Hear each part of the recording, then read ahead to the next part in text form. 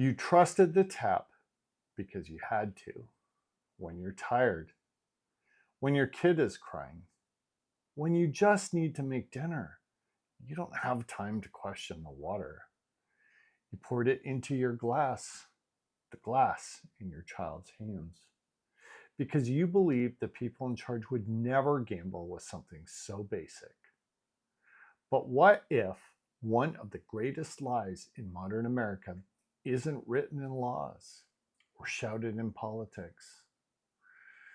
What if it's the lie that slides silently out of your faucet?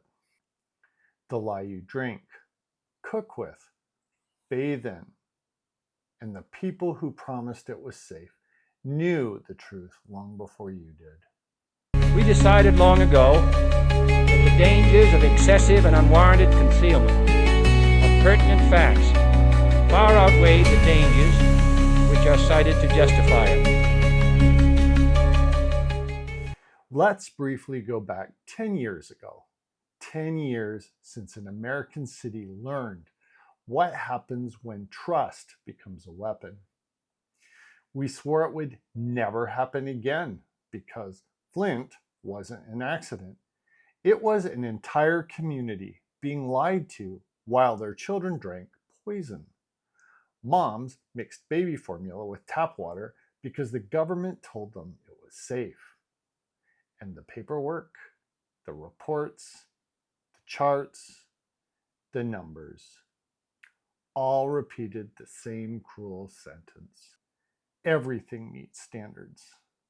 But inside the emails, inside the memos, inside the chemical reports the public never saw, the truth was screaming.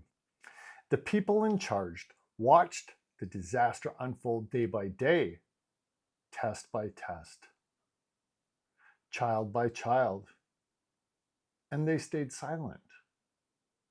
Flint was supposed to be the moment America woke up, the moment every mayor, every governor, every water director stood up and said, never again. Pause for a moment.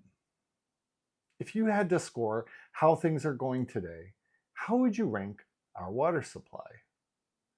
Was Flint the end of our complacency? Or have we been living with those excuses, watching them grow, watching them spread, watching the same story repeat itself in places the cameras never visit? These questions may sound rhetorical, but the truth is they're not, because the evidence that answers them has been sitting right in front of us and nowhere we can see. So before I explain the invisible danger, I need to show you what it leaves behind. You have high levels of a chemical you never heard of. It shocks me. Like, where could this have come from? Almost every living creature, from polar bears to birds to fish, massive worldwide contamination by completely man-made chemicals. That we started watching these videotapes and, there was a serious problem here. Something wrong with this cow. Slobber's running clear to the ground. The animals were wasting away and they were skin and bones and they had tumors and black teeth, and you could see on the videotape white foam coming out of the pipe on this landfill next door with these animals standing in the white foam. Start with what you can't see. PFAS, the forever chemicals. They don't break down. They don't wash out. They don't leave your body once they get in. And this year alone, more than 1,000 US water systems crossed the federal limits. And the limits themselves, they haven't been updated since 1991, before smartphones, before social media, before half the chemicals in your home even existed. So when your city tells you we're within federal guidelines, it's not a promise of safety.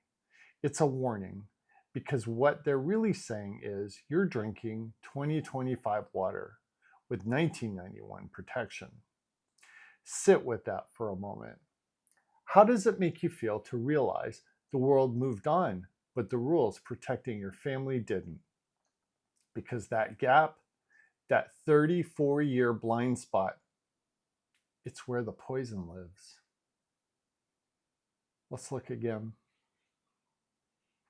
Currently, we have reached planetary saturation levels for PFAS, which means that when you look up at that cloud and it rains unsafe levels of at least 4 PFAS species.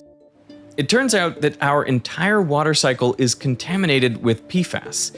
So even when it rains on the Tibetan Plateau, that rain contains PFAS. To check the water levels in your area, you can use these maps that show PFAS contamination across the US, Europe, and Australia. Then there's the danger America cannot pretend to forget. The lead. 9 million homes still drink from lead service lines. The very same kind of pipes that turned Flint into a national crime scene.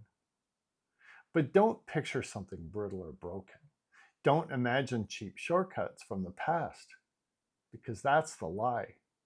Those pipes were built to last a century, built by people who believed their work should protect generations they would never meet.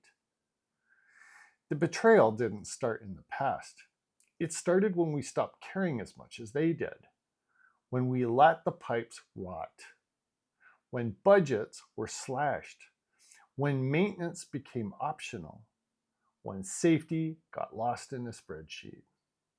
Flint didn't happen because the metal failed.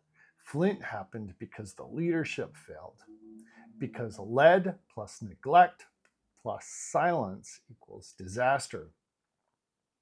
And that equation hasn't changed. It's still sitting underground in 9 million places, waiting for the next person in power to make the same mistake. And finally, the failure you can't outrun: boil water advisories. Some towns were hit with 4 of them in a single month. 4 times the government told entire communities, don't drink, don't cook, don't brush your teeth. Do you understand how close that is to society cracking? If the power grid collapsed 4 times in a month, the country would shut down. It would dominate every news cycle, every press briefing, every political speech. But when the water supply collapses, we get silence. No national alert, no press conference. And imagine this: you travel through one of these towns, you stop somewhere simple, and without knowing any of it, you turn on a tap and fill a cup with poison. That's the reality they expect people to live with. Just families staring at cloudy water in a cup, wondering if the invisible thing that made them boil every pot last week is waiting to slip past the filters and into their children's body tonight. That's not an advisory. That's a warning. They're telling you to ignore. Every one of these failures hits families first. Kids take in more water for their size than any adult. Every drink hits harder. Every toxin lands deeper. And infants? They have no defenses at all. Their organs are still forming. Their blood-brain barriers still thin. They rely on us to protect them, and we rely on people who are indifferent or corrupt. People who treat water as nothing more than a cost to cut, even when the cost is a child. The poison is invisible, the pipes are underground, and that's why the damage is so devastating. Because it's slow enough to deny, quiet enough to ignore, and hidden enough that the people responsible can look into a camera and swear everything is fine while a child pays the price inside their own body. You'd think the problem is money, that cities are struggling, that repairs are too expensive, that officials are choosing the cheapest option. But the truth is darker than that. private water companies are making record profits because the less they spend replacing aging pipes, the less they spend treating contamination, the less they spend protecting your family, the more they earn. And the chemical companies behind PFAS, they spent decades burying the studies, denying toxicity, and watching their balance sheets climb, while their chemicals slipped into rivers, into reservoirs, into the tap water of millions of Americans. When an indifferent or unscrupulous system says it's saving money, it's not saving you. It's enriching someone else. And the question we should always ask is, who is that someone? Because it's never the families standing in line for bottled water, because the tap they paid for betrayed them yet again. Now let's talk about the regulators, because this is where the betrayal becomes unbearable. Our entire water safety system relies on one thing: trusting the very people who can hide the problem. Cities test their own water. States review their own failures. And when something goes wrong, when poison shows up in the numbers, they can waive the violation by saying they tried their best. That's the standard. That's the protection. And federal oversight, it's thin, slow, and starved of funding so badly it can barely react, let alone prevent anything. This isn't regulation. It's the illusion of regulation. And when those in charge are allowed to investigate themselves, failure isn't the exception. Failure is the default, and children are the consequences. Here's what the documents really say, and none of it feels like a country that learned anything from Flint. Thousands of water systems across the US have exceeded safe PFAS levels, not hundreds, thousands. Chemicals that don't break down, don't wash out, and don't leave the body once they get in. More than 9 million homes still rely on lead service lines. That's not a rumor, that's straight from the EPA. 9 million families drinking from the same type of pipes that turned Flint into a national nightmare. In dozens of towns, boil water advisories aren't rare, they're routine. Some families are told month after month, don't drink, don't cook, don't brush your teeth. Like it's just another part of life in America now. And the average pipe age in this country, 47 years, nearly half a century.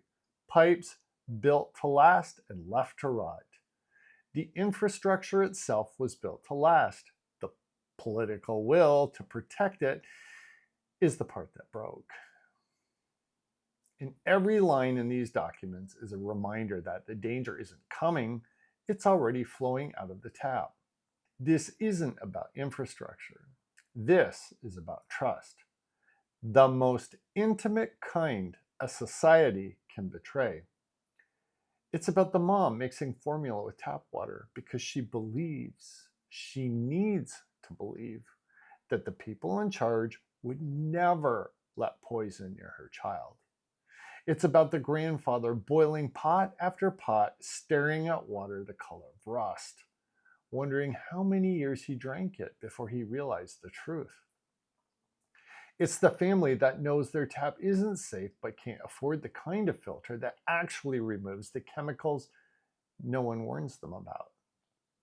And it's the millions of Americans who pay their bill every single month, trusting strangers in charge of a system who smile, shrug, and cash the check, while giving them water they'd never dare drink themselves.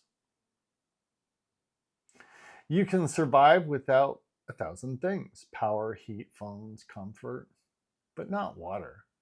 That's why this matters more than anything else. Because the moment indifferent or corrupt hands control your water, they don't just control your faucet, they control you. When the water is safe, you walk through life without chains. But when the water is questionable, every sip becomes a gamble. Every bath becomes a risk. Every bottle you hand your child becomes a quiet plea that the people in charge didn't cut another corner. And that kind of dependency, the kind that grips your throat every time you turn on the tap, is the oldest, cruelest form of control humanity has ever invented. Control the water, and you control the people. Flint wasn't a freak accident. It was the country screaming a truth no one in power wanted to admit, and the message was as clear as the water should have been. If you don't watch the water, no one else will, because the water is always safe right up until you read the documents, the lab sheets, the memos, the red flags buried by the very people we're told to trust until someone gets hurt. And now those documents, the ones coming out today, are starting to look familiar. Too familiar. Familiar in the way history repeats itself when the people in power start believing we aren't paying attention. We decided long ago that the dangers of excessive and unwarranted concealment of pertinent facts far outweigh the dangers which are cited to justify it.